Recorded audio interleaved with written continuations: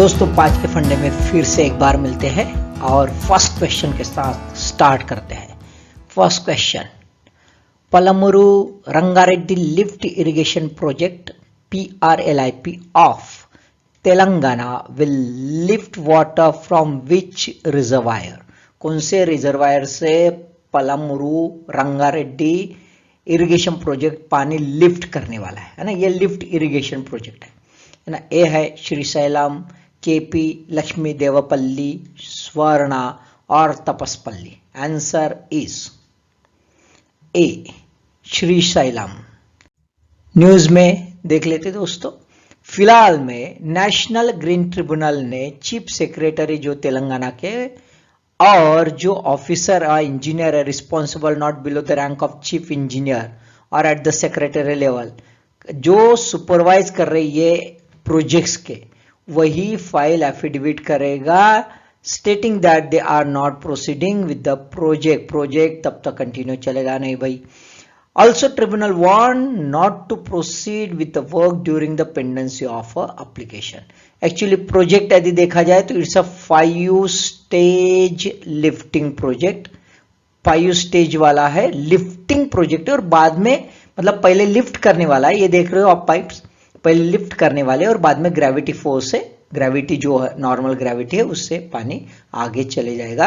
It's related with the upland areas facilities है ना, irrigation potential in upland areas.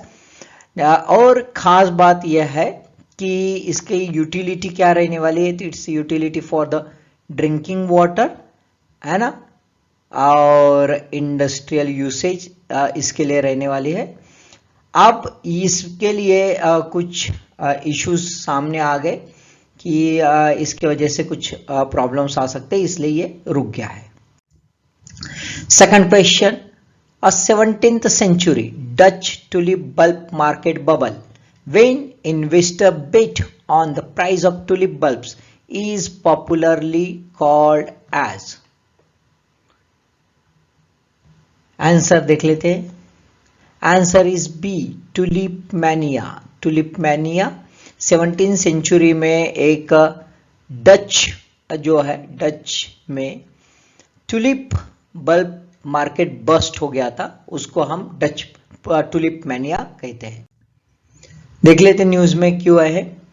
क्या हो गया, हमारे RBI के governor honourable Shashikant Das sir के जो है, इन्होंने क्रिप्टो करेंसी के बारे में बात करते हुए इसका जिक्र किया।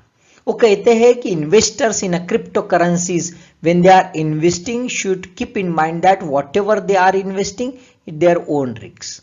वो भाई अपने खुद के रिस्क पर ले। Why? Because not having any underlying asset है ना, not even a tulip. Tulip इतना भी नहीं, ऐसा उन्होंने कह दिया। अब ये जैसे आए टुलिप, तो टुलिप का रेफरेंस में पता चलता है कि हॉलैंड में 1600 में मिड 1600 में ये इशू हो गया था, जहां पे टुलिप बल्ब जो है इसके प्राइजेस बहुत ज्यादा बढ़ गए थे और फिर बस्ट हो गए थे। क्या इशू था? तो क्या होता था कि during this time tulip was becoming a luxury good in the areas, Dutch वगैरह एरियाज में लग्जरी गुड हो गया था। It was being traded with the spice trade है ना, स्पाइस ट्रेड के साथ ये ट्रेडिंग होता था।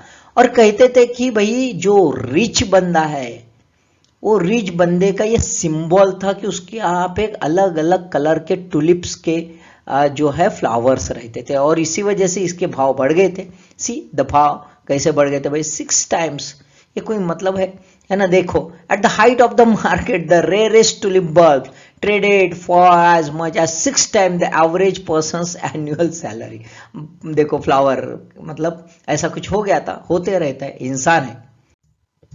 Third question, in which case the writ of habeas corpus cannot be issued. Habeas corpus writ कब इशू नहीं की जाती है ना। रिट आपको मालूम है आर्टिकल 32 के तहत आती है कॉन्स्टिट्यूशन के, आपको मालूम है। चलो देख लेते हैं। First, detention by the police with the rank of superintendent. 2, proceeding is for contempt of a legislature.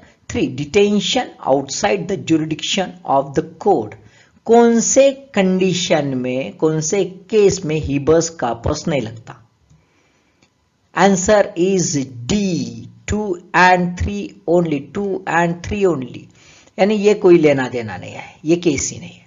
यानी कंटेम्प्ट ऑफ लेजिस्लेचर हो गया तो भाई हिबस कार्पस का दावा नहीं ठोक सकता बंदा, और कोर्ट के जुरिडिक्शन के बाहर रहा तो भी कोर्ट इसमें दखल अंदाजी नहीं कर सकता।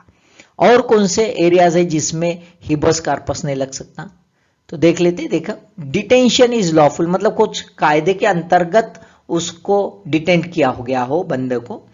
दूसरा है, साथ में जैसे लेजिस्लेचर का कंटेम्प्ट है वैसे कोर्ट का है, कंटेम्प्ट ऑफ द कोर्ट है, तब भी नहीं लगता। और कॉम्पिटेंट कोर्ट ने यदि डिटेंट किया हो तो हिबस कार्पस नहीं लगता। ओके, देख लेते briefly. Habeas corpus by children of Pakistan national.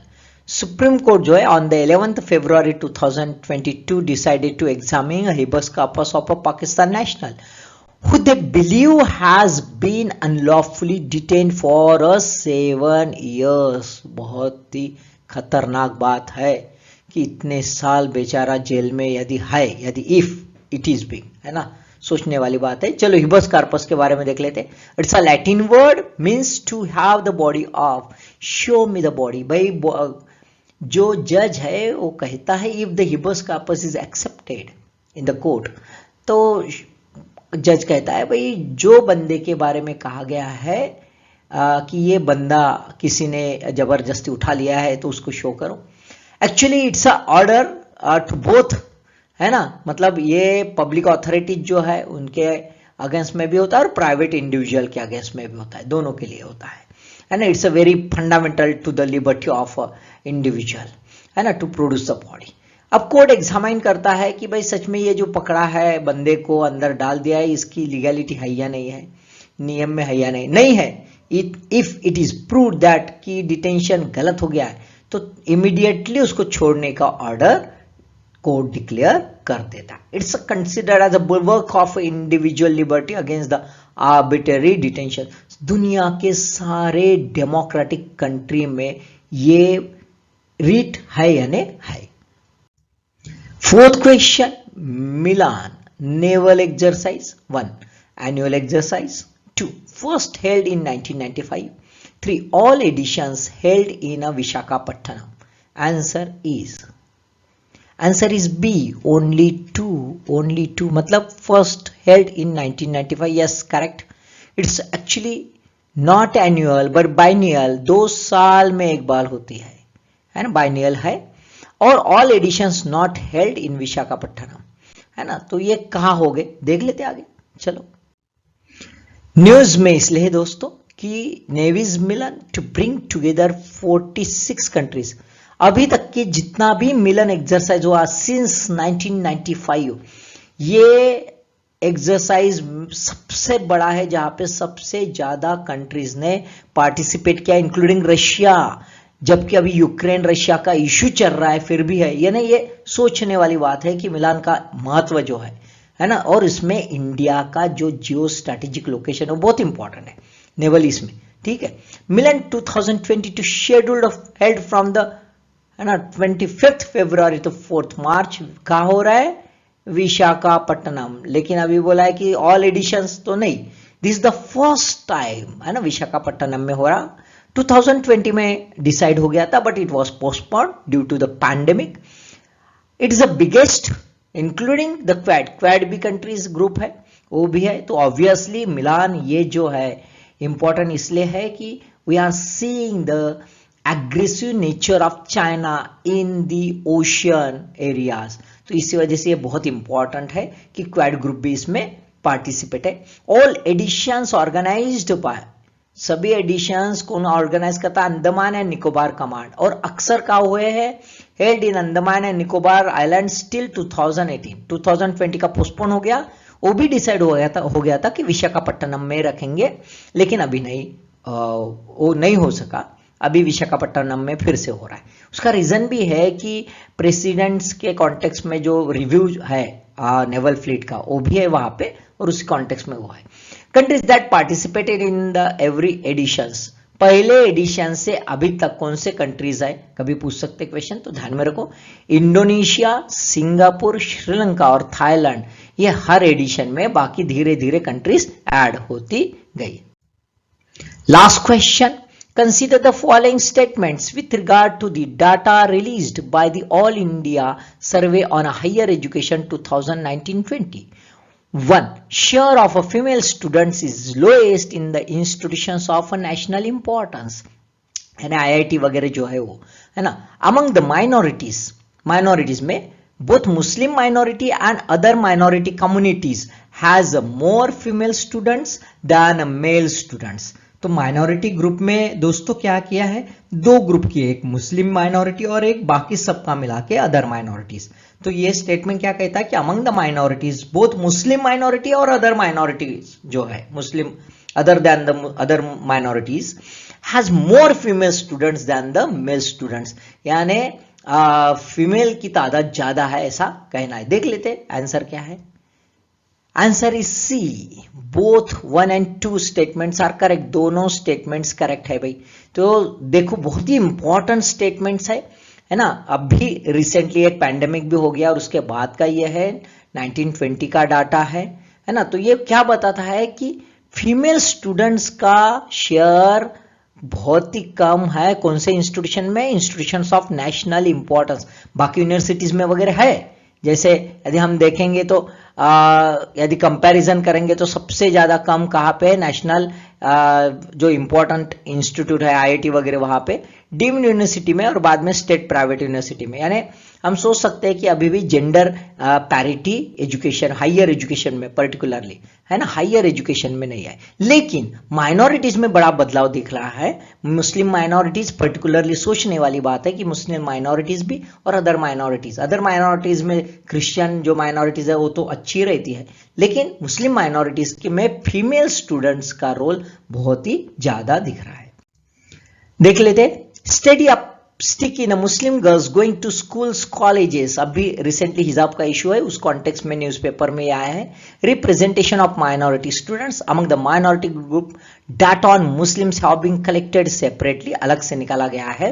According to response received during the survey, 5.5 students belong to the Muslim minority and 2.3 are from the other minorities. So Muslim minority अंदर have more female students, देखने वाली बात है।